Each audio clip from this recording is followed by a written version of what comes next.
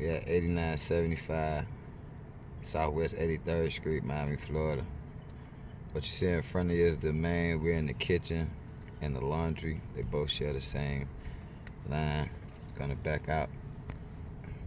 What you see on the side is a little rush from out the other pipes draining out.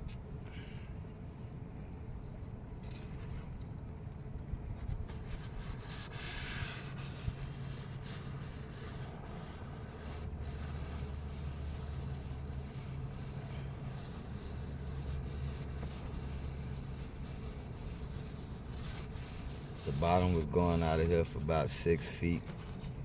Had to put the bottom back in.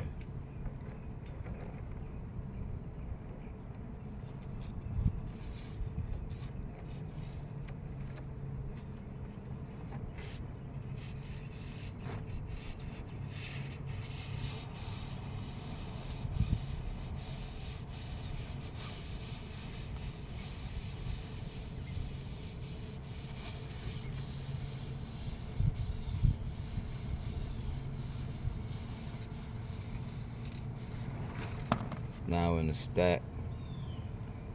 The stack is damaged bad. Custom has been told, needs to be replaced.